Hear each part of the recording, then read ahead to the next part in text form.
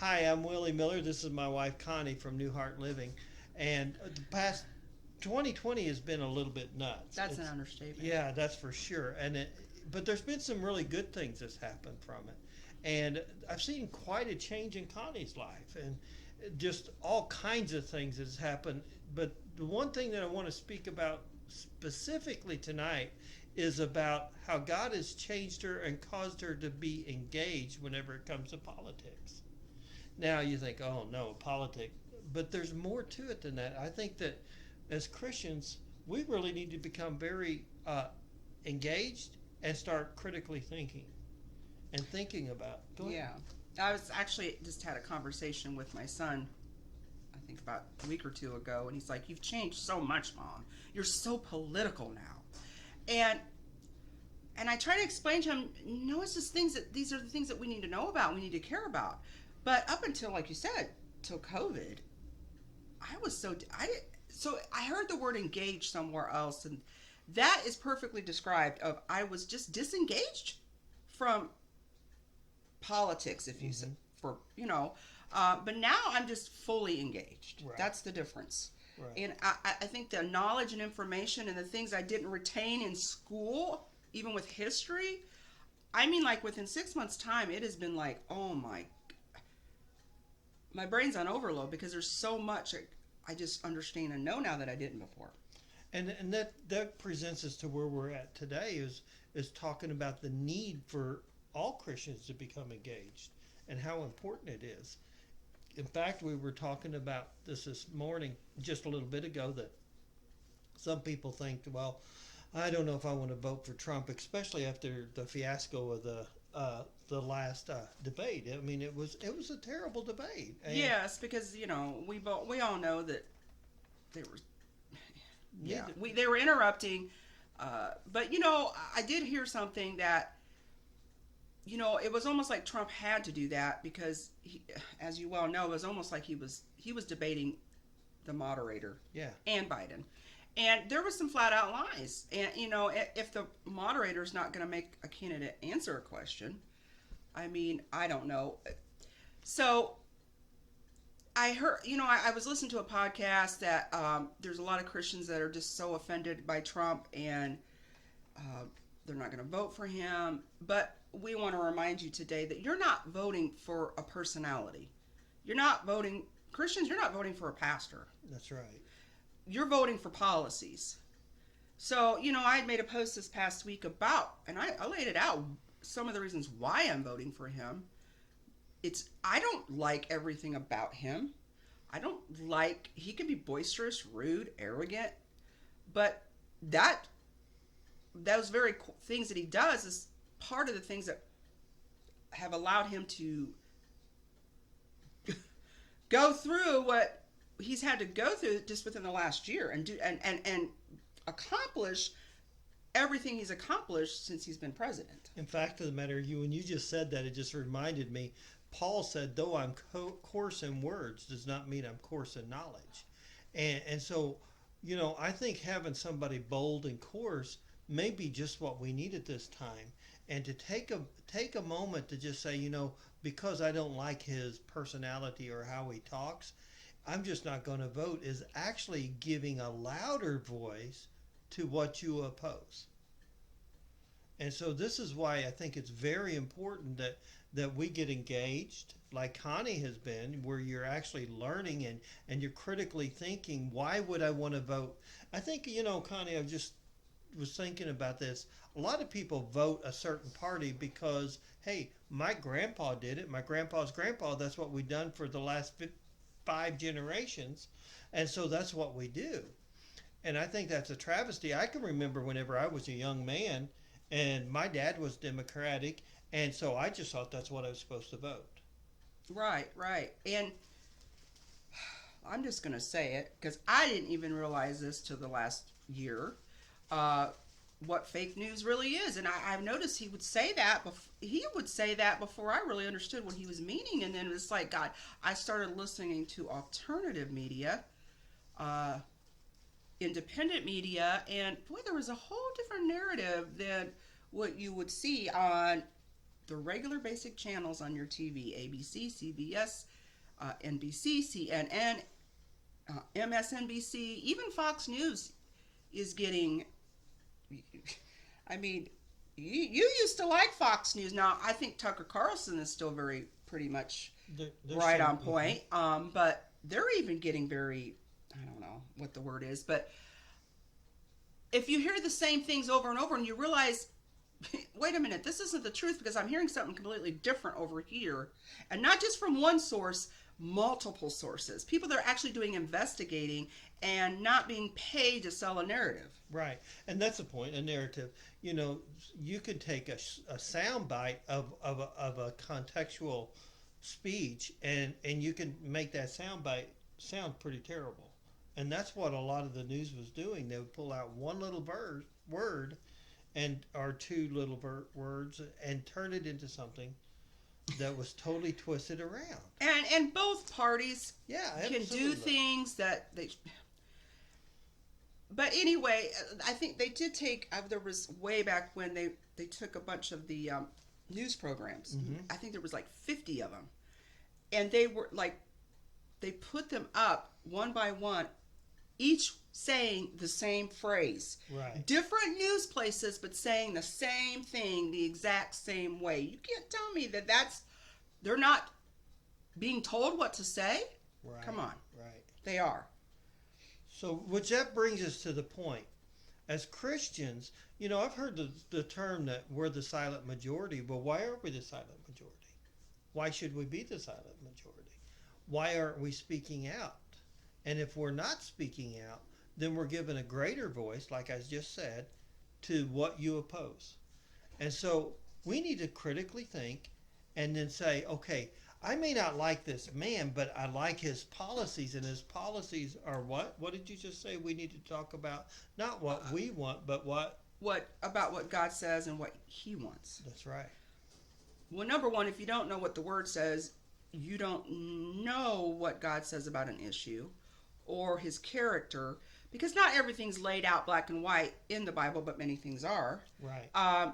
But as Christians, there are certain policies that should just be a no-brainer, that should be a given, that you shouldn't even have to think about, well, this candidate is for this and this candidate is against it. And because we are believers and we know what God cares about, there should be no... I don't know because we're offended or we don't like somebody, we're not going to vote for them. Right. Well, I'm going to tell you the biggest one, abortion. Right.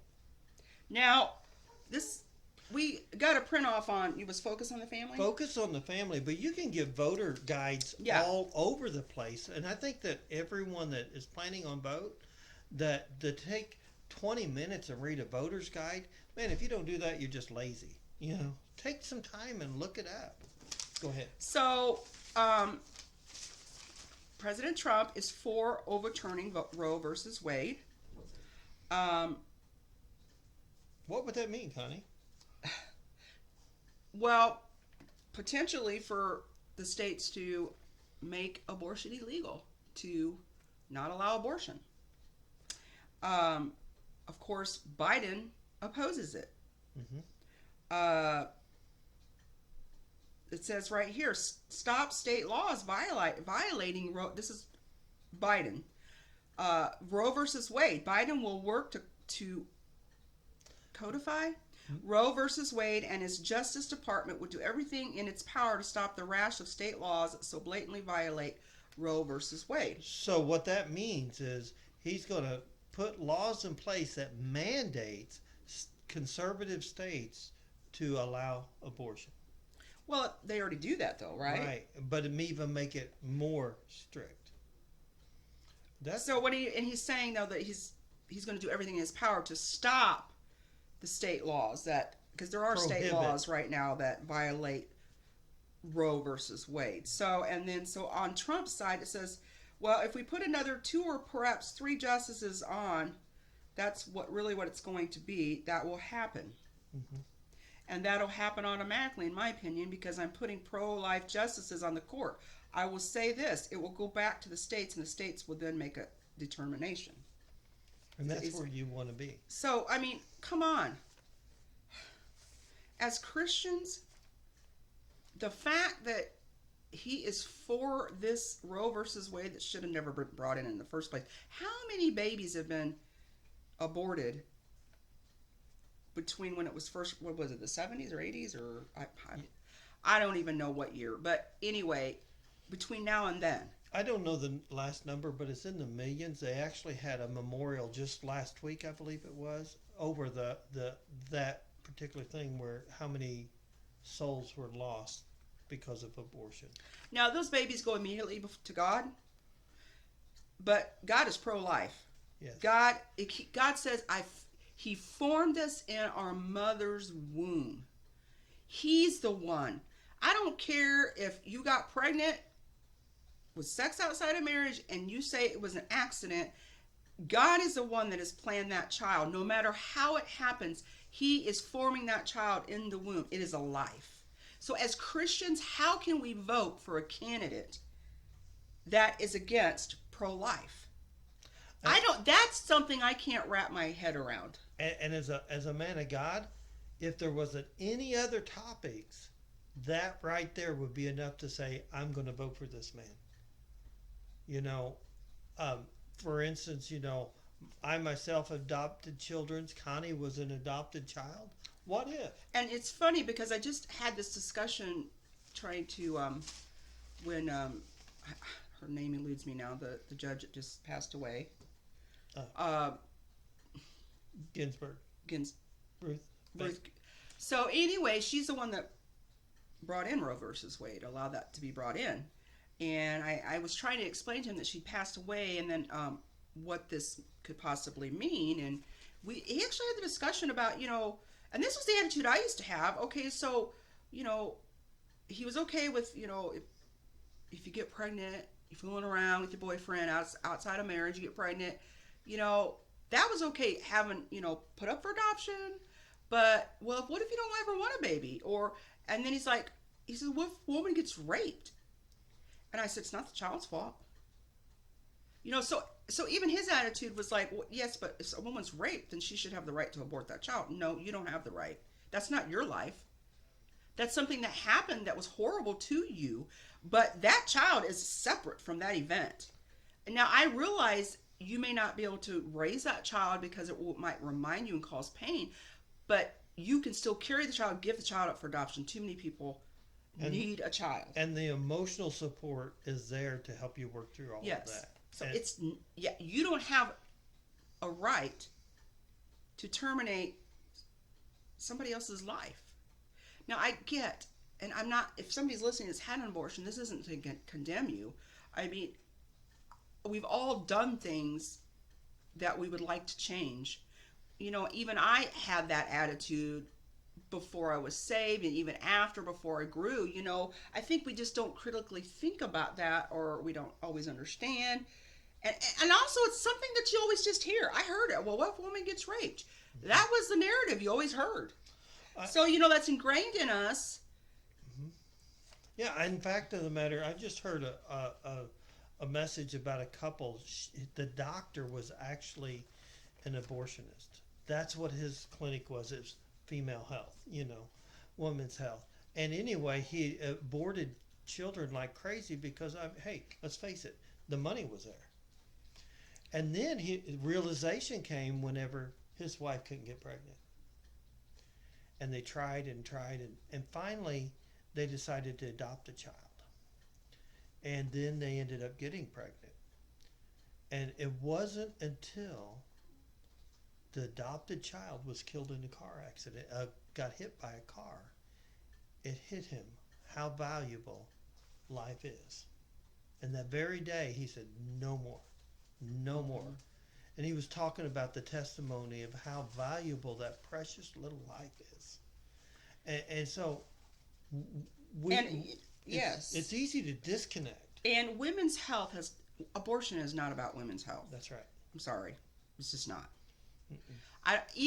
So let's say you go to a doctor and you know the child's going to have problems. I know so many stories of people that just would not abort because they know how God feels about this. They know. So what?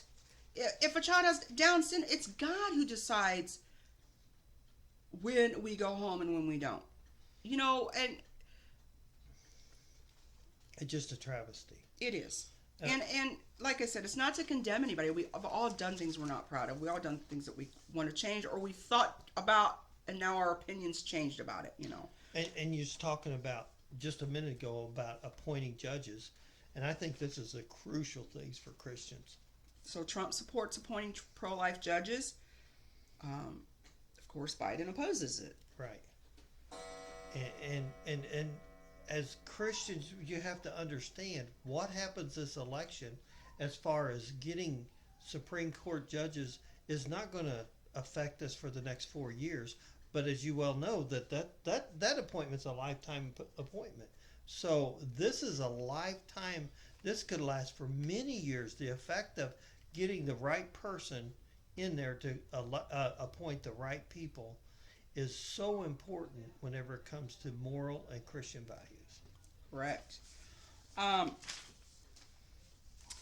So we're just going over just a few of the policies that are important to us, and Right.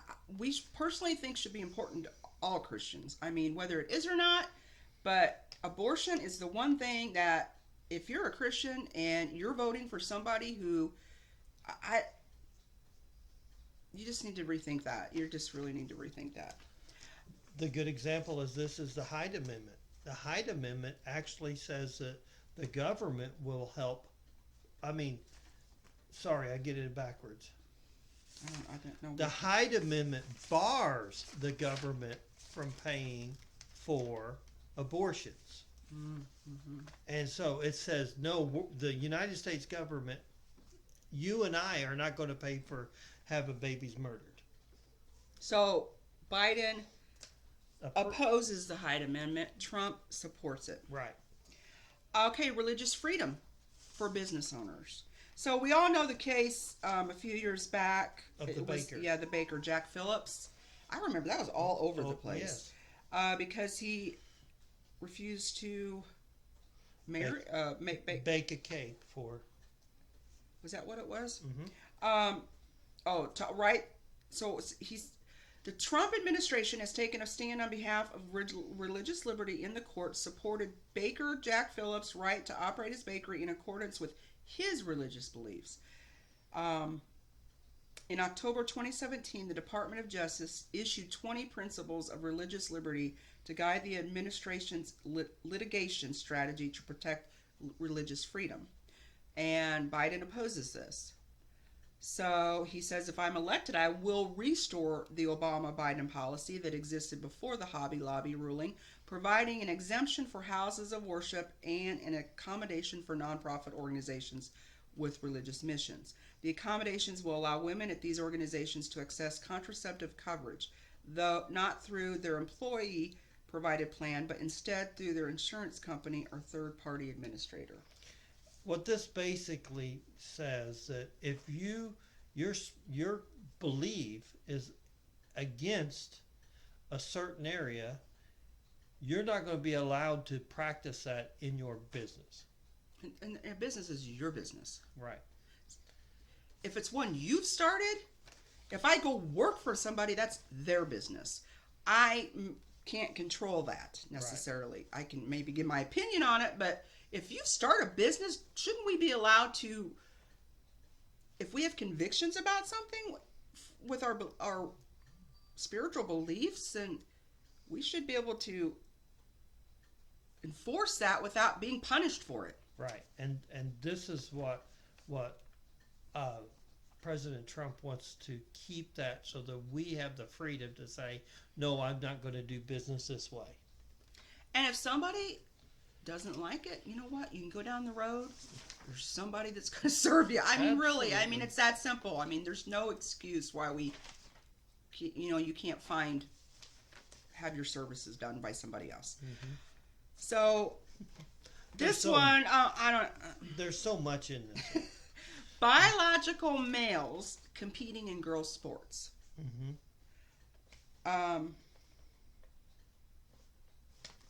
I have to say... You go ahead. Do you just want to read it, or... Well, there's a lot on this, in my personal opinion. First off, I'm saying, come on, man up. If you want to play in a sport, get in with the same sex because, Well, gee, men are just stronger. yeah, come on. Really? I mean, that's not meaning they're better than they're just physically stronger. Most men. But it goes a little farther than that. Absolutely. That's the thing we want to talk about. Well, let's just talk about. I'm reading this because I don't want to miss anything, so you go ahead. Let's just talk about. Remember the whole hoopla about men being able to go into women's bathrooms? No, transgenders. Transgenders going into women's. But bathrooms. they would say they're a woman. I'm sorry, but I have several little girls, granddaughters. There was some issues that came up with that too. There was. A person that's confused about their sexual orientation, as I see it, is allowed the freedom to go wherever they want to the restroom is a concern to me, and for most people it is. No, I ain't gonna have. Yeah. Go ahead. As Christians, would you say go to Romans chapter 2, and even unbelievers? Right. It says he gave us over to a reprobate mind. Thank you. You want you want your way? I'm going to let you have it. Mm-hmm. I'm going to let you your mind just go where it wants to go. And that's where it became men with men, women with women, and them not thinking twice about it. They thinking it was normal. And now it's evolved, and now we're transgenders, and and I'm not picking on anybody. But the truth is the truth, and I have to tell you the truth. You were either made by God a male or a female. Now, if they want to give transgenders their own bathroom that says women's bathroom for transgender, or however you making it clear, then that's fine. But to just say you can go into a man who I don't even know how you say it, to a woman can go into a woman's bathroom, I'm not okay with that. Right. And that's the key thing we want to bring out. There was before, one of the things that Trump did is repeal that, where it says, no, that's not okay. We can't be doing that. We can't be saying it's okay for men that are saying they're transgender, acting like women, living like women, going into a women's bathroom, because that puts a security issue for all the other little children. And like you said, there were issues about that. Because I'm not saying all transgenders are thinking about molesting people, but there are some perverted, but there's a little bit of a mental confusion, or I would just flat out say it's a mental illness. I mean, I've known people that have come flat out from that lifestyle admitting it was a mental illness. That's right. Because to say you weren't born a certain way, that no, you were really made to be this, is saying God didn't know what he was doing. I mean, that's the bottom line. It really is. Right. So those are two big issues for us. What's the other one we were going to talk about? I want to, well, you're looking, if you get something else here, that's fine. But I want to talk about the border wall. Oh, okay, yes. Because I think that's a big issue. And a lot of people say, well, I don't think that undocumented should be punished, blah, blah, blah, and they should allow to come in. And we're a nation of immigrants. And I have no doubt that my grandfather's grandfather came from a foreign country. We understand that. I think America's for immigration. I mean, most Americans are not against immigration in of itself. Absolutely not. And I'm very much a humanitarian. I don't think people should be mistreated. Not even people that have broken the law. I don't think they should be mistreated. However, what is the purpose of the border wall? Is to keep people so that it's harder to come in illegally, and they do it the proper way. And people say, well, I think they should. But let me just put it this way. This is how I try to explain it. Okay, all of us have got homes. Why don't we take our front door off of our home and just let people come in and out, raid our fridge, and do whatever they want, just have their own way, and not pay for anything. That's, I mean, that couldn't be any more clear. Would we want that? No. I mean, what kind of people? I mean, we've got some neighbors that live just a few doors down, probably. That I probably don't want in my house. I mean, God bless them. I feel for them, but I don't want them just coming in under my home as whenever they want. Right. And just do it. He's just saying, do it properly. Do it legally. Do what you're supposed to do. Go through the proper channels. You know, and I realize there's reasons why people wanted to come to America. Because up until this last year, we do have one of the best country, as far as I'm concerned, to live in.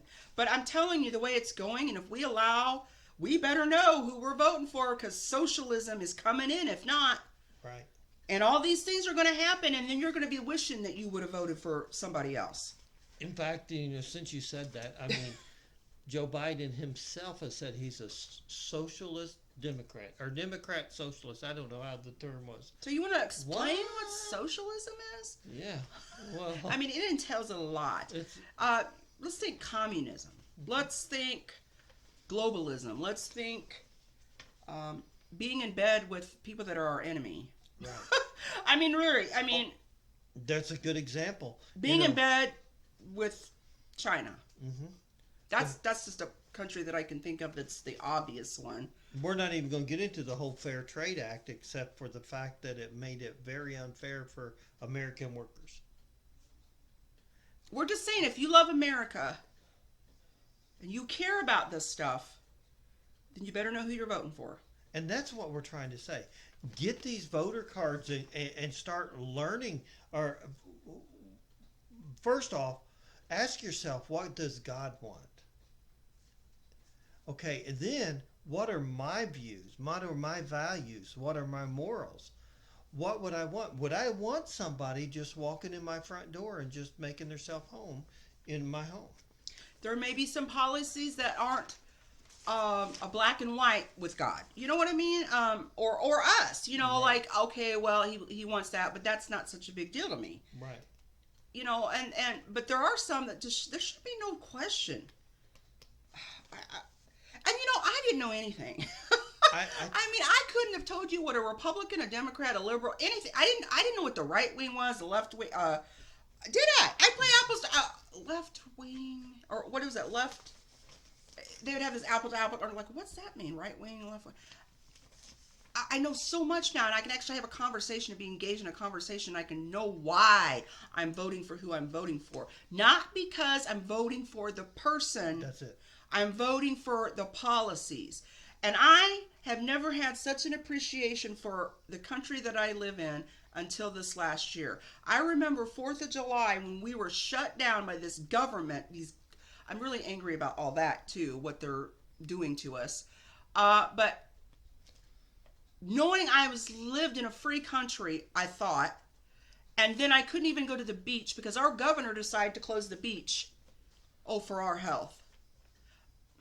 That might be our next discussion. We might go that, and so I remember I grieved not because I couldn't go to the beach, but because I finally understood and appreciated and saw how things were taken away, and I saw things that I never saw before. I think we as Christians could be so spiritually minded that we totally miss all this other stuff. Right. And it's all intertwined, but we can focus so much on just spiritual, help me with this, that we don't see how it all plays together. And government, God ordained government, heaven, the kingdom runs on a governmental system. In fact of the matter, there's many examples in the Bible where God used ungodly leaders to accomplish what he wanted to do. And see, this is what we're trying to get you guys to say. You need to get engaged. You need to get your presidential voters guide, wherever you get it from. Find out truth. Be very deliberate in your studies. Start critically thinking, and before you make a decision on your vote, or a decision that you're not going to vote, because the vote you make is going to be make a lasting change for this country. And I'm telling you, this is the most important election. I don't care all the other elections in the past; they were important, but there's never been an election that has been more important than this one. Right. There's so much that is riding on this election, and it's right in front of our faces. And I know how we can be blinded. I mean, I had a friend who she was going back and forth with somebody who really wasn't critically thinking, grew up in a Christian home. It doesn't mean you know anything. Doesn't make you a Christian, but you would think that some of the issues they would care about, but they couldn't get past how Trump wouldn't answer a certain question, or he did answer the question, but couldn't get past that he's answered it a million times in the past, but it was all about that one election, about the debate, and all the stuff that proves all these things, and somebody was actually giving him the stuff, going back and forth, because, and he still kept going back. Oh, about that debate night. Mm-hmm. Well, that's not critically thinking. No, come on here. We got.